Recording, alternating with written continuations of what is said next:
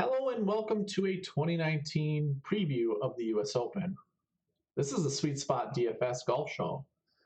Welcome. We have graphics. I hope this is as legitimate as possible for you guys. Worked on the graphics. There's still more that I want to do with this, but just for the sake of time, I want to get this out as soon as possible. It is already late on a Tuesday night.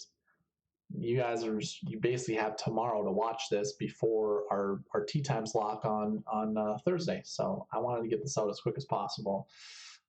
It will continue to get better. I promise you that. I'm very excited. I like how it looks, and going forward, I'm excited, man. I'm excited. The U.S. Open's being played at the Pebble Beach Golf Links. No surprise there. We kind of already knew this for a long period of time, right? I'm pretty sure the USGA comes out in the next 10 years and shows us which golf courses are which golf courses are going to be in rotation. So we knew this for some time. That's why we had a lot of golfers during the AT&T Pebble Beach Pro-Am. A lot of new golfers golf it to kind of get reacquainted with the golf course if they hadn't played it in a long time, especially during tournament conditions. So the only difference this golf course compared to that tournament, well, first of all, that tournament only played this golf course twice because it had the Monterey Peninsula and Spyglass Hill in their rotation to go along with Pebble Beach twice. So really that tournament is difficult to use as kind of like tournament history.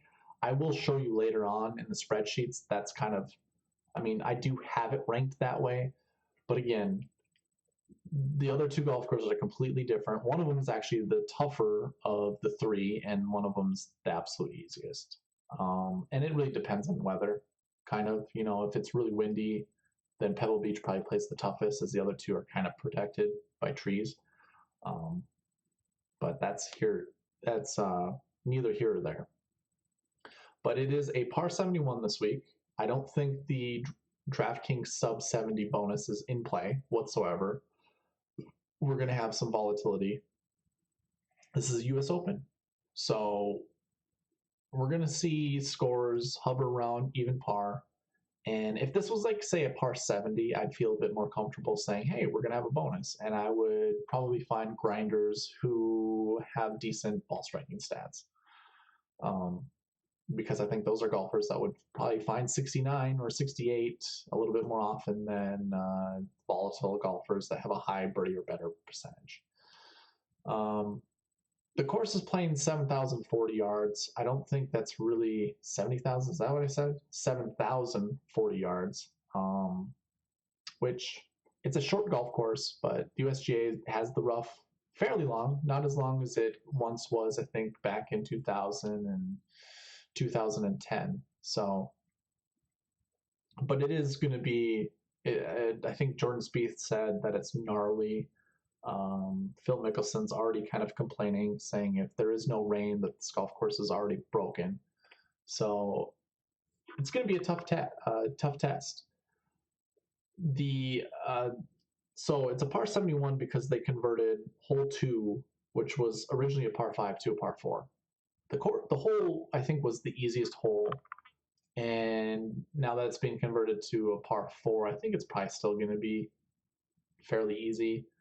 I don't think there were a lot of eagles, but they were also playing a different field. There won't be celebrities at this golf course not playing in the Pro-Am with the pros. So there won't be, that kind of roadblock when it comes to getting on a roll and keep going, because those amateurs probably play pretty slow. We'll be done with talking about that. For some of you guys who might be visiting me for the first time, welcome. What I like to do each week is break down success, like the top 10 success, and compare their last year results with their last week results and kind of create buckets based off of them. So I call it the bucket system. And for the last year, for golfers who finished inside the top 10 each year, I look the year prior. So for instance, here I show you 2018 stats at the US Open. The year prior, in 2018, we found 4 golfers who finished inside the top 20 in 2017. So that's basically how it looks like. So the furthermost column there, furthermost left column, we've got the last year buckets. So we've got finishing 20th or better, finishing within 20th to 40th place, 40th to 60th, 60th to 80th, greater than 80th, which is typically missed cuts, withdraws. Some golfers, like if we do have fields that are over 80 players, we'll have some of those creep in there, but typically, you know, like for US Open, we wouldn't have that. It's mainly just miscuts. And then the NA should say DNP. It's just did not play. So just think of it that way. NA means did not play. So for last year's top 10 matrix, we have in our number, so bucket 1, we are going to call it golfers who finished 20th or better. Actually, we're going to call it bucket 1, but it is golfers who finished 20th or better the year before. And you see a minimum of 1 golfer, but I'm not sure how I feel about that. I'm probably just going to ignore 2017 and just take 3 golfers. So when I construct lineups, this is how I construct my lineups. I'm going to have 3 golfers with bucket 1 for last year. I'm going to start with those 3 golfers. And then as I look down, as I look at this matrix, I see that we have a min of 1 for our bucket 2, which is did not play the year before. So basically I'm going to create 3 columns, because I use spreadsheets to create my columns. The outermost, or the outer left most columns are going to be 1s, and then that 4th column will be a 2. And as I go down those columns, as I fill in players, I'm going to mix some of the 1s with 2s. So therefore, you know, I will get to the 2, 3, and 4 instances of, I want to get to 4 probably, just to 3 instances of golfers who follow the bucket 2 for last year. And then I'll sprinkle the rest, because there isn't a minimum of at least 1. And that's my confidence rating. I like to see, you know, minimum of 1, 2, and then I go with that. So I like this. This makes it easier. Some tournaments aren't as easy. You have zeros in every single bucket, which means it's completely random. But we see that for this, for sure, golfers who finished 20th or better the year before, there's a very strong connection of finishing within the top 10 of the next year's tournament. So it is worth looking at. And same applies for did not play the year before. That's difficult because usually players who did not play the year before are golfers who were either injured, you know, if they found themselves in the top 10, or qualified for the first time in a really long time. And I couldn't tell you those types of golfers, but it is kind of more difficult to find those golfers. But you'll see there are some valuable number 2s that we kind of want to choose from. The other thing is we look at last week's top 10 matrix also. So far and away, like look at bucket 1. That is, did not play the week before. That is by far the highest confidence rating. We have a minimum of 4. So that means 4 golfers, at least 4 golfers each year did not play, or I should, sorry, let me rephrase that. 4 golfers who finished inside the top 10 did not play the week before. Like, let that sink in.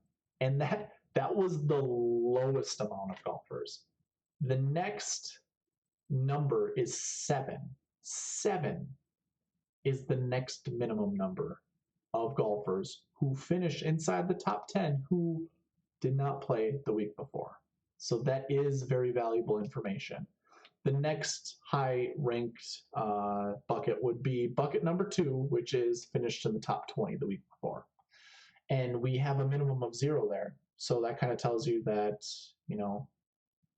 there isn't anything,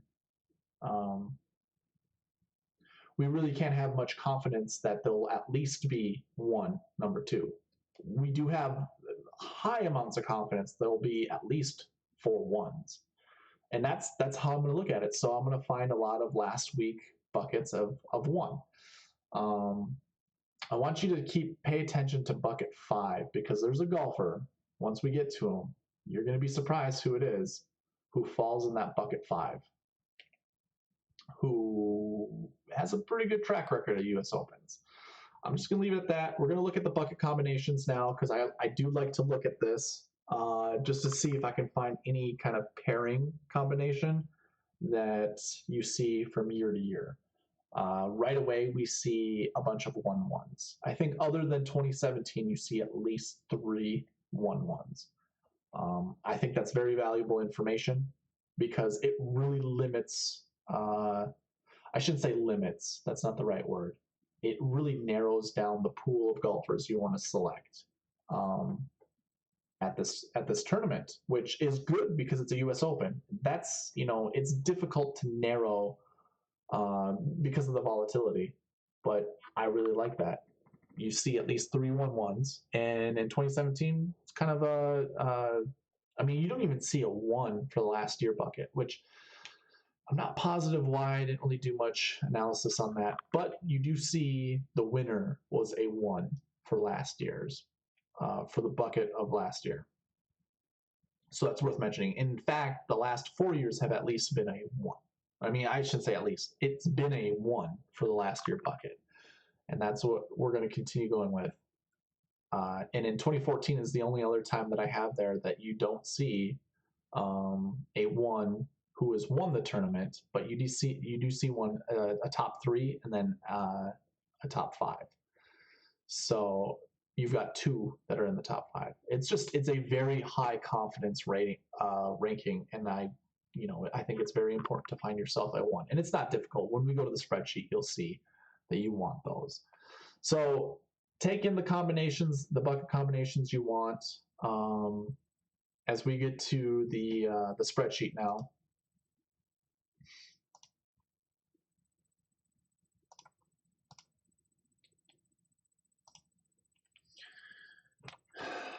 Like I said before, look at last week's bucket there. That top guy, Brooks Koepka, he has a 5 for his ranking for his bucket of last week.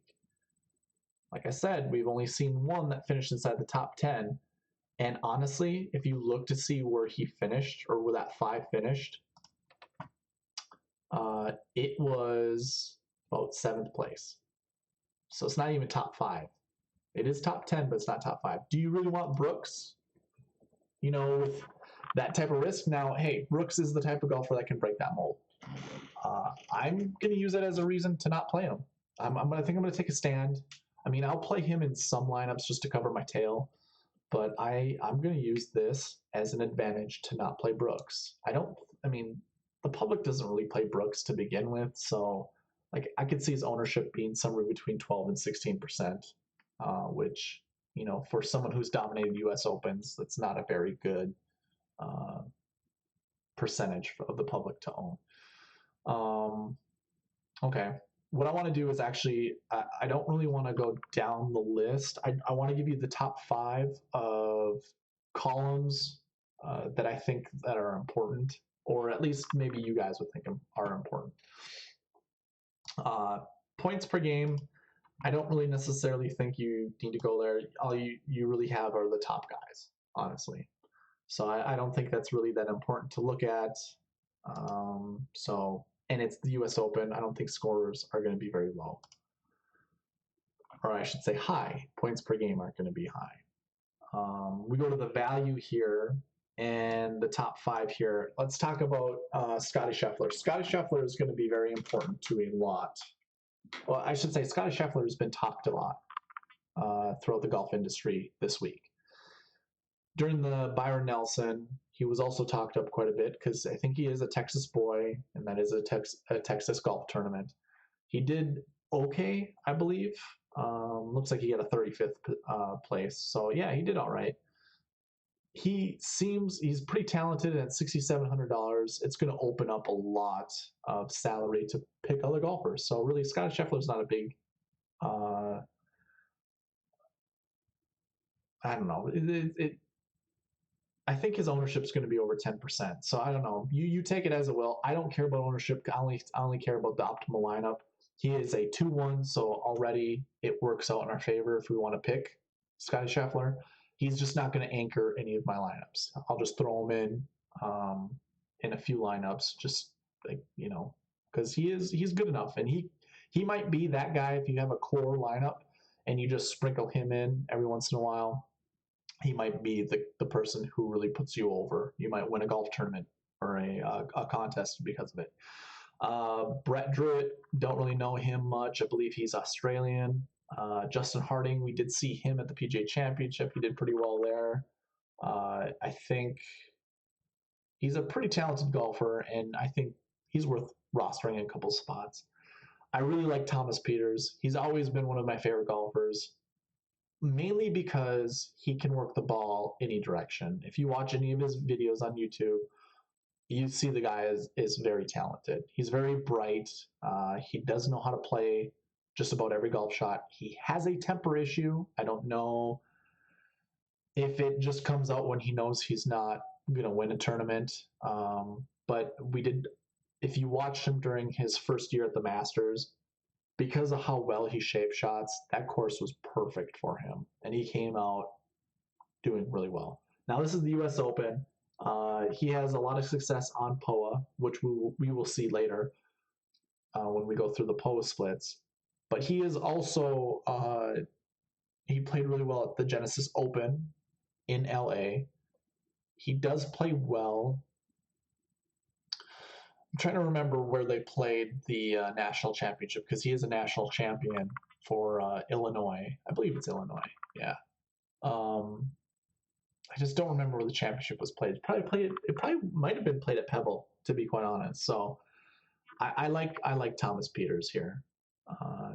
Tournament history for U.S. Open doesn't look the greatest. It doesn't look like he has any Pebble Beach experience. So, he's a risk, but I really like those stats. And Mark Leishman is another good player that has 47 POA events and has a clip of 17% success rate of finishing inside the top 10 at POA events. So those golfers definitely worth it. Those were the value picks. Tournament history, we can go through that really quick. We've got Xander at the top. He's got 2 events. I really like that. Like I said, I'm not going to play much Brooks. I will play quite a bit of Tommy Fleetwood. He's definitely one of my top ranked 1 golfers for Bucket 1. And then Kevin Na and Charles Howell III. Those guys are also very high on my list of golfers to pick. I really like Howell III this week. I think it's a grind it out type of tournament, and it's a California type of tournament, which Charles Howell III does really well at. I think he's definitely worth the play. Let's go to our recent form. Matt Wallace. So a lot of these guys only played once. Yeah, I don't really like looking at this just because there aren't that many events for these golfers. Let's go to overall POA. I'm going to hide these columns here. Actually, you know what? Let's hide these columns and look at the Pebble Beach course history. So again, Pebble Beach course history only takes into account, so the event, the Pebble Beach Pro-Am, only plays at Pebble twice. So, looking at these stats, you're not going to get a very good tell as to how well someone might do at Pebble for 4 rounds of golf. We just know for 2 rounds of golf, these guys have pretty good success. I really like everyone that's at the top there. All five of those guys: Jason Day, John Rahm, Jordan Spieth, Justin Rose, and Brandon Grace. Brandon Grace, I think, is going to be a good sneaky bucket four golfer, and definitely worth playing. I'm not going to be on much of Phil. I don't think I'm going to play much of him. Might burn me. I know he's due. This might be the time that he could actually get the whole Grand Slam. I just don't see it happening. So he's been just wildly inconsistent, and I'm not confident with that whatsoever. Let's go to the POA splits. So the top guy we see is Eric Van Rooyen. I really like him. I've heard a lot of negative talk about him this week. I just don't know why. He played last week and got 20th at the Canadian Open, which was another POA golf course. The greens were much slower than they will be this week, but I do think playing on POA, seeing how, yeah, you know what? I think the U.S. Open, just how this course is going to be played, I really don't think there's many comparisons that we can even draw from other golf courses. The greens are going to be firm, like they always are. They're going to be fast, like they always are. These greens are small. The greens actually at the Canadian Open were fairly small as well, and they had a lot of slope to them. So the greens were so slow that it's hard to make a comp to that golf course. But I do like EVR, Eric Van Rooyen. Adam Scott's number 2 on the list, which is no surprise. He's been playing POA really well this year as well. He's just been playing well this year altogether. So I do like Adam Scott. I will be playing quite a bit of him. $8,600 is a pretty good price. The value there is pretty good. It's over 80%. So Matthew Pavon, I don't really know much about him. His odds are 1,000 to 1. I don't think I'm going to play much of him. Dustin Johnson, I'll be playing quite a bit of him. I might anchor most of my lineups around Dustin Johnson. And then Tyrrell Hatton is one of my favorite plays this week. He's got really good POA splits. He's played 12 events. He's got a 33% clip of finding the top 10. And at $7,200, I really don't see how you can get any better than that. So I will be playing quite a bit of Ty Hatton. I'm going to go to the 2019 POA splits and then get back to the top 10% for POA events. In the top 5 here, we see Hideki Matsuyama. He's been playing really well this year, especially on POA. I do like Matsuyama. He is a 1-1. Again, we want to play as many 1-1s as possible at $8,800. You could pair him up with Paul Casey, who is also in this list, and you already have 2 solid 1-1s, and maybe even pair him with Xander Schauffele. So you've got your 3 1-1s, which, of course, like we've looked at the bucket combinations before, it might be worth playing. So, as I sit here and think about it, I'm probably going to do that, honestly. Rory's just outside the top 5. I really like Rory this week as well. Now, he finished first at the Canadian Open, and that's being accounted for the 2019 POA splits. So without that win last week, he probably has inside 30, 30th average finishing position, which at his salary might not be even that great. Now, Colin Morikawa, he had 14th last week, so obviously play him if you like him, but honestly, don't take that. He has 1 event this year under his belt. That's why he has a stat like that. I didn't put the events in here for 2019, but I rather just tell you that so you guys can either play him because you like it or understand that information and just don't play him. Let's go to the top 10 splits. We've got, your top guys once again, but we've got Thomas Pieters up there.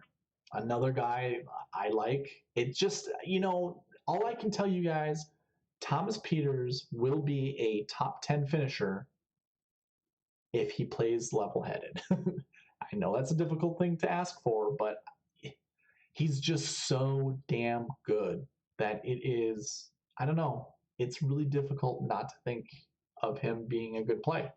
So I will be playing quite a bit of Thomas Peters this week. And I do like Patrick Cantlay. We also see Adam Scott back up there. Um, Adam Scott, just it's worth a play. We do see Eric Van Rooyen down there, as well as Matt Wallace. We saw those guys earlier when we were going through this. So those are definitely golfers worth paying attention to. Now, I like to go with POA and looking at putting splits.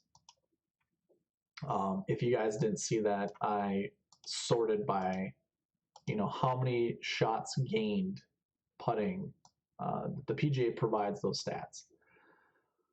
Justin Harding has the best putting stats, but I don't think I could play Justin Harding based off of putting stats alone. He has a great value. He only has one event that he's played POA, and he didn't do that great. So his putting stats aren't reflective of POA. So I don't think I could play Harding just based off of putting stats. Jordan Spieth, however, his putting stats to go along with his POA splits, that is something to look at. And Jason Day is a favorite of a lot of golfers. Same with Brad Snedeker. And I honestly like that top five is pretty darn good. We have Adam Scott up there. It's looking like Adam Scott is going to be a good play. I guess you could put Harding in there as well, just based off of our stats here. I just don't know. I haven't really figured out who I'm going to settle on. I am going to be creating over 100 lineups, which I'm going to create in tomorrow's video. I'm going to create a video tomorrow to show how I go through the lineup process and then how I import them into DraftKings, because I don't think a lot of people know how to do that. I'm going to be done with putting there. I do like to look at proximity and greens in reg, but with the golf course playing as firm and fast as it is, it's going to be difficult to think about people really getting close. But it is a short golf course, so it's not like the fairways are going to be narrow, but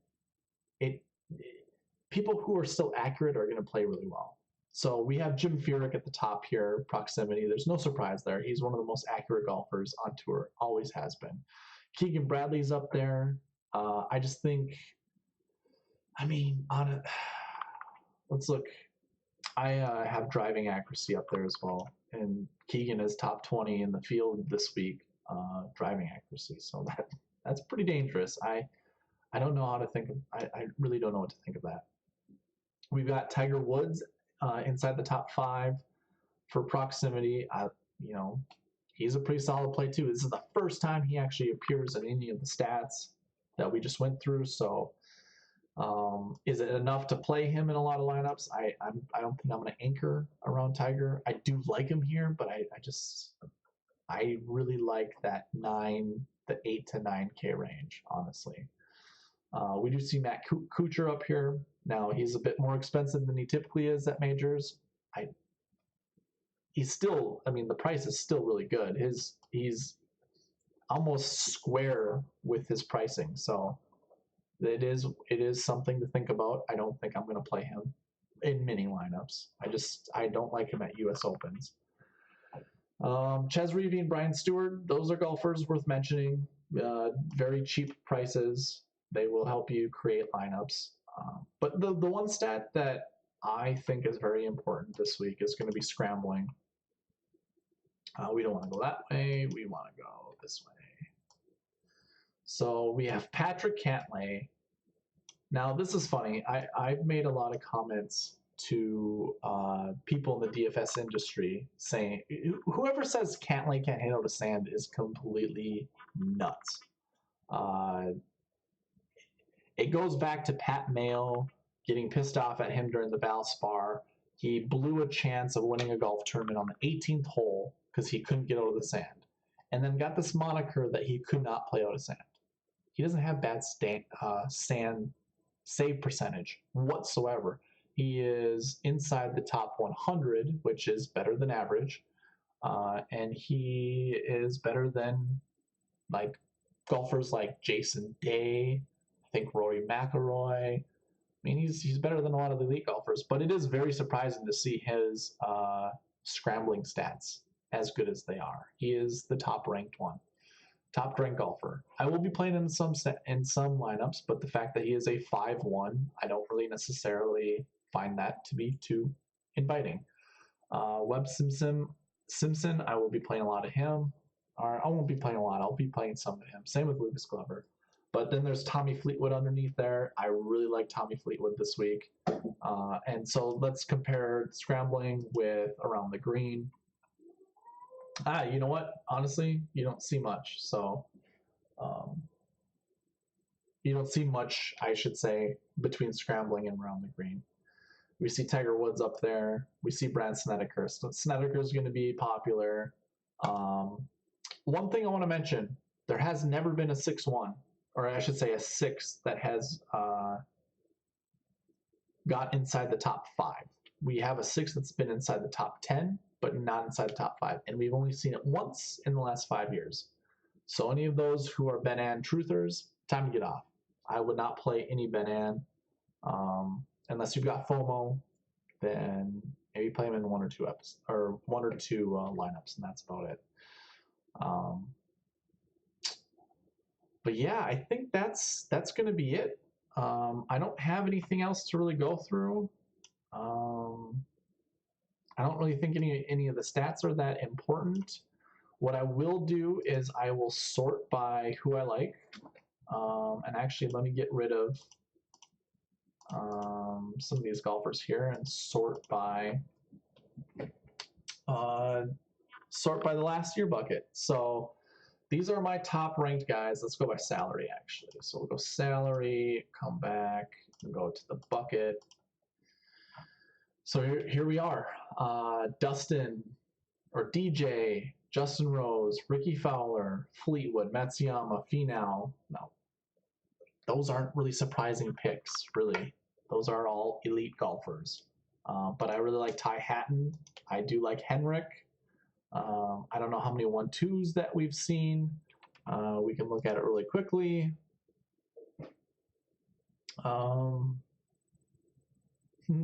Not seeing any. One instance in 2014.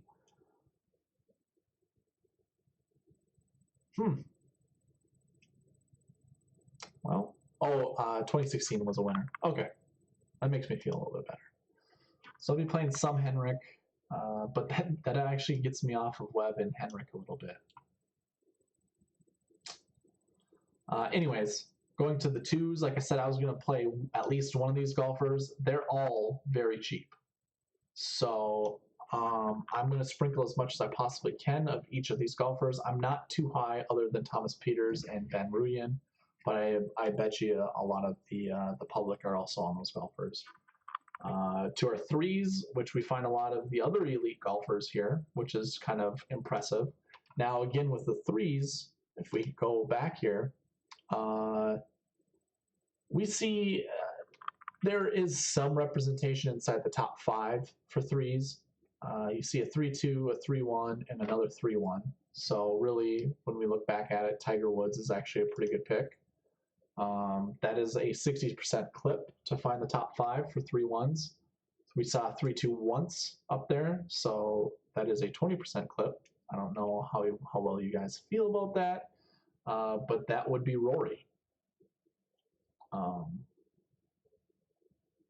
I do think, U.S. Opens, you just find the most solid golfers. So of all these 3s, I mean, how many 3s do we have inside the top 10 each year?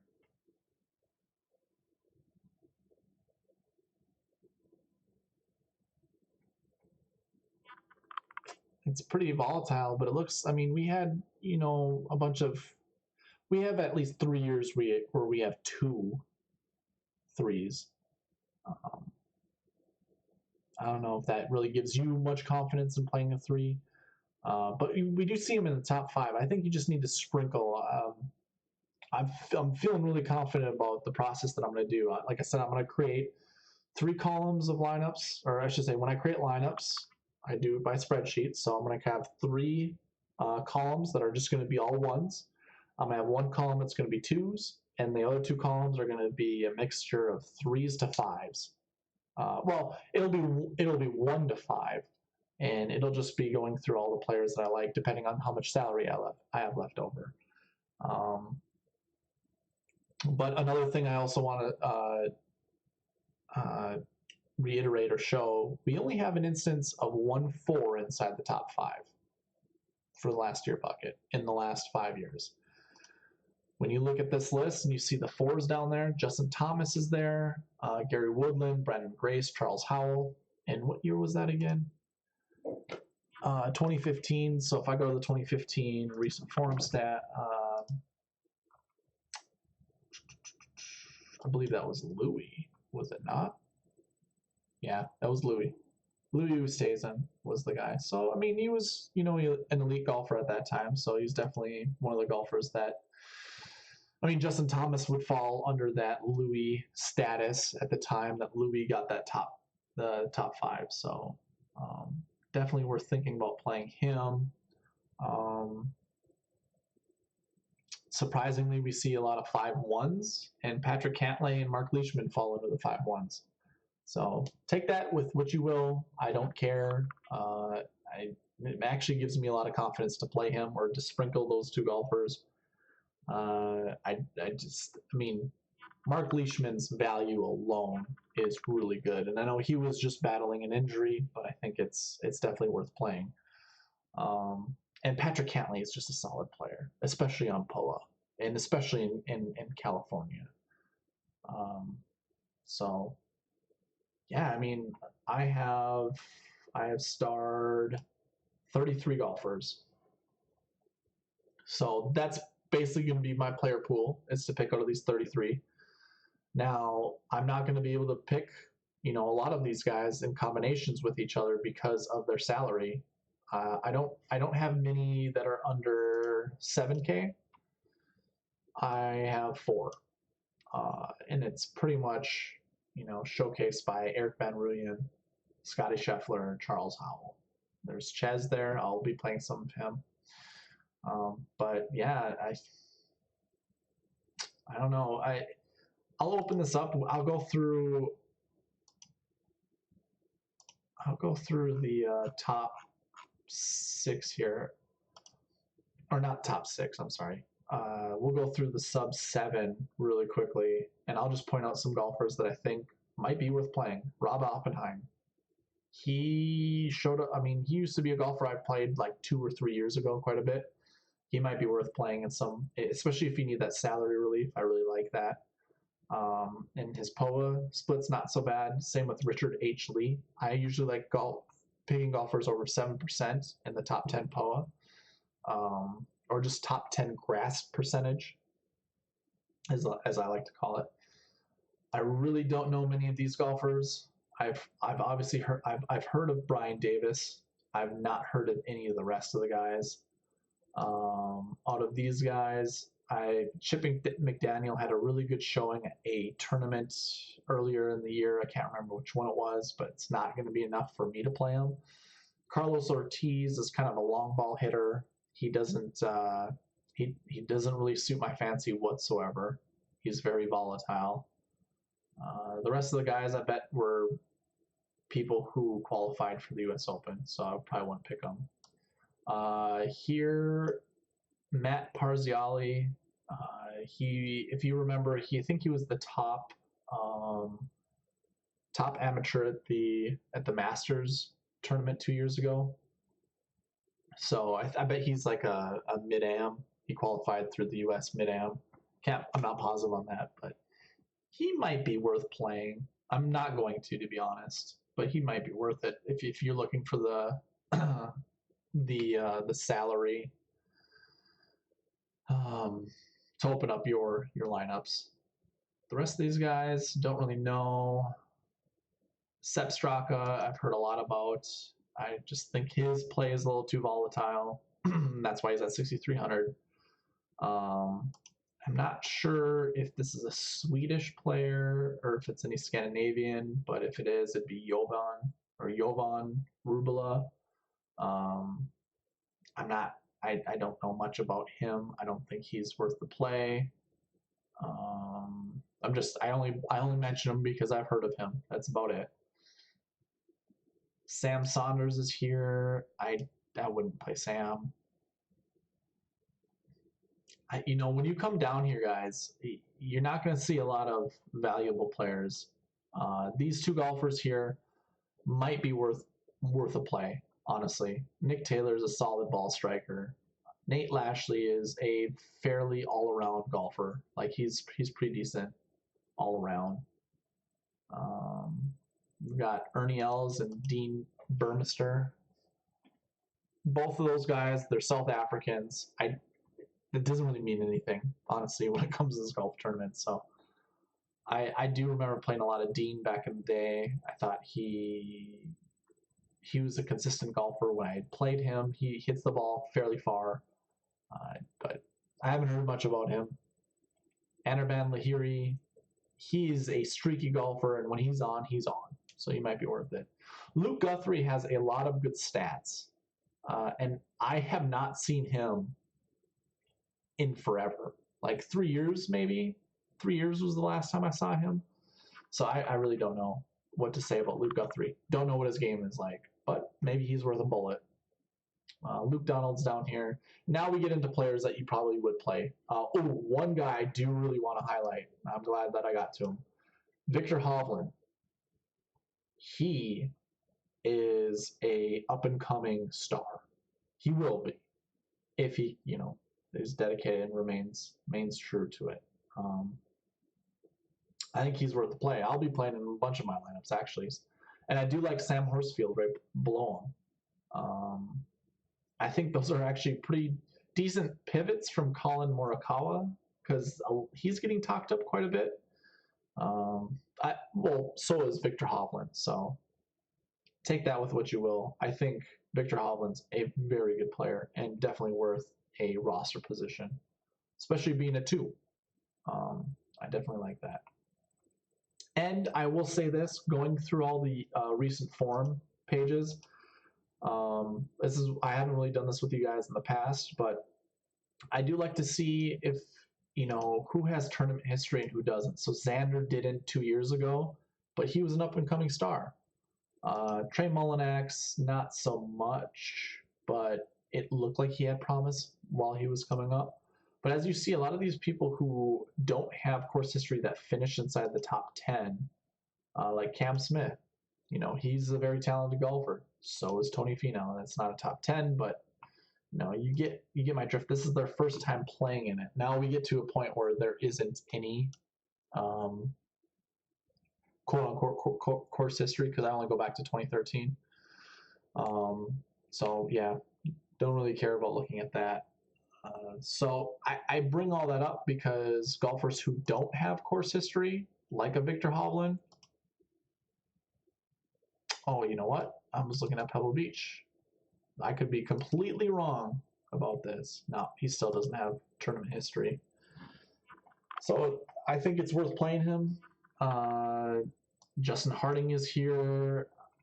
So is Abram Answer, and he kind of fits that mold, but he's too volatile for me. And that's really it for those golfers. There's no one here that I would play. So I am going to leave it at that, folks. That is my breakdown of the process, and I hope you guys found it informational and entertaining. If you have any questions, please contact me. I do have my Twitter just below my face, so right here, right below. If you feel like donating, feel free. It is never expected. This is my first time throwing it on here. If you liked what you saw, if it even helps you win any money, and you feel like reciprocating, hey man, I will greatly appreciate it. I will also throw your name somewhere on this, to show. Anyways, I'll throw a top donator or just top donations, just so you get some recognition, because you deserve it. I mean, it would be going out of your way to provide that. So